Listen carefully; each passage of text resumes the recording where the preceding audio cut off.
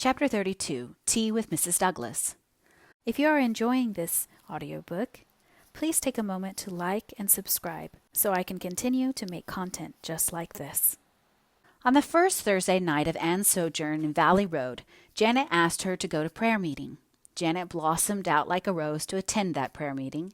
She wore a pale blue pansy-sprinkled muslin dress with more ruffles than one would ever have supposed economical Janet could be guilty of, and a white leghorn hat with pink roses and 3 ostrich feathers on it.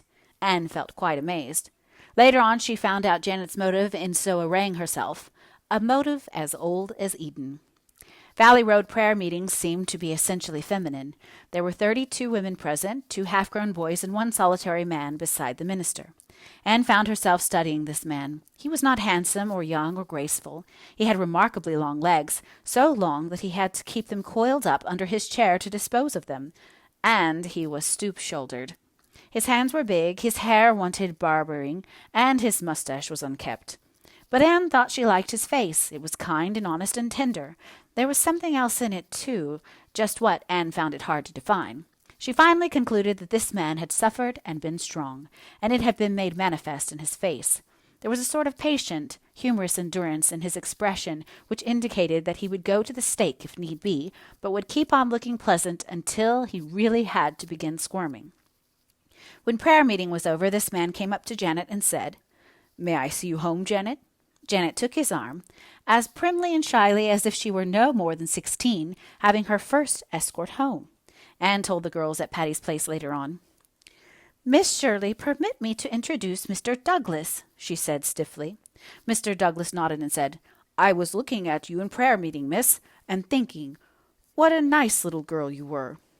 Such a speech from 99 people out of 100 would have annoyed Anne bitterly, but the way in which Mr. Douglas said it made her feel that she had received a very real and pleasing compliment. She smiled appreciatively at him and dropped obligingly behind on the moonlit road. So Janet had a beau. Anne was delighted. Janet would make a paragon of a wife, cheery, economical, tolerant, and a very queen of cooks.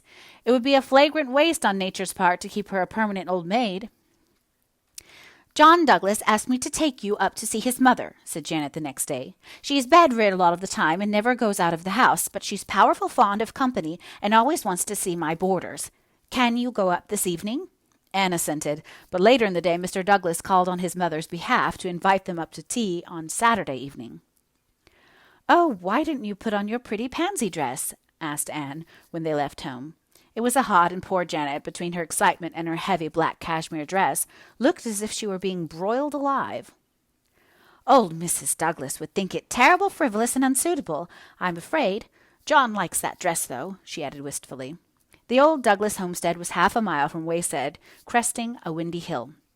The house itself was large and comfortable, old enough to be dignified, and girdled with maple groves and orchards. There were big, trim barns behind it, and everything bespoke prosperity. Whatever the patient endurance in Mr. Douglas's face had meant, it hadn't, so Anne reflected meant debts and duns. John Douglas met them at the door and took them into the sitting-room, where his mother was enthroned in an armchair.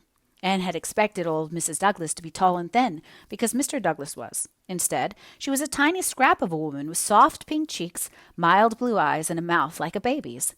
Dressed in a beautiful, fashionably made black silk dress, with a fluffy white shawl over her shoulders and her snowy hair surmounted by a dainty lace cap, she might have posed as a grandmother doll. "How do you do, Janet, dear?" she said sweetly. "I am so glad to see you again, dear." She put up her pretty old face to be kissed. "And this is our new teacher. I'm delighted to meet you. My son has been singing your praises until I'm half jealous, and I'm sure Janet ought to be wholly so." Poor Janet blushed. Anne said something polite and conventional, and then everybody sat down and made talk. It was hard work even for Anne, for nobody seemed at ease except old Mrs. Douglas, who certainly did not find any difficulty in talking. She made Janet sit by her and stroked her hand occasionally.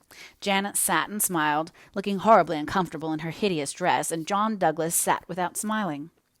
At the tea table, Mrs. Douglas gracefully asked Janet to pour the tea. Janet turned redder than ever, but did it. Anne wrote a description of that meal to Stella.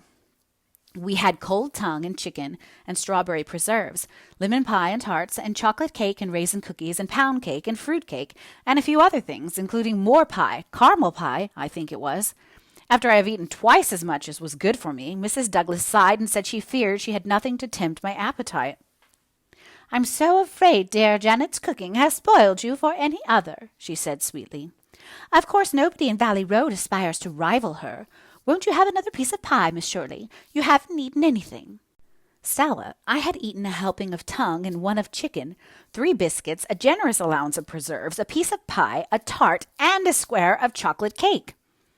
After tea, Mrs. Douglas smiled benevolently and told John to take dear Janet out into the garden and get her some roses. Miss Shirley will keep me company while you are out, won't you? She said plaintively. She settled down in her armchair with a sigh.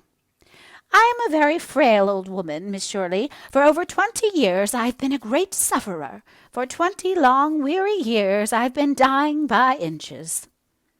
How painful, said Anne, trying to be sympathetic and succeeding only in feeling idiotic.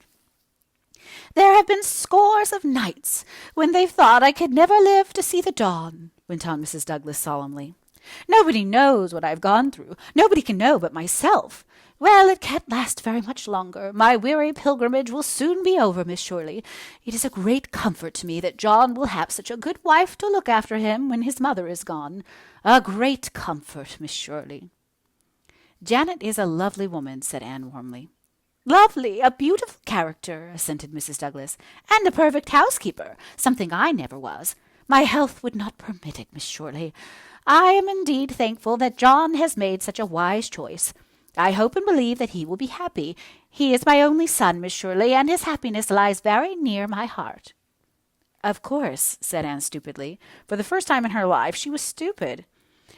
Yet she could not imagine why. She seemed to have absolutely nothing to say to the sweet, smiling, angelic old lady who was patting her hand so kindly. Come and see me soon again, dear Janet, said Mrs. Douglas lovingly, when they left. You don't come half often enough, but then I suppose John will be bringing you here to stay all the time one of these days. Anne, happening to glance at John Douglas as his mother spoke, gave a positive start of dismay. He looked as a tortured man might look when his tormentors gave the rack the last turn of possible endurance. She felt sure he must be ill and hurried poor blushing Janet away. Isn't old Mrs. Douglas a sweet woman? asked Janet as they went down the road. Mm-hmm, answered Anne absently. She was wondering why John Douglas had looked so. She's been a terrible sufferer, said Janet feelingly. She takes terrible spells. It keeps John all worried up. He's scared to leave home for fear his mother will take a spell and nobody there but the hired girl.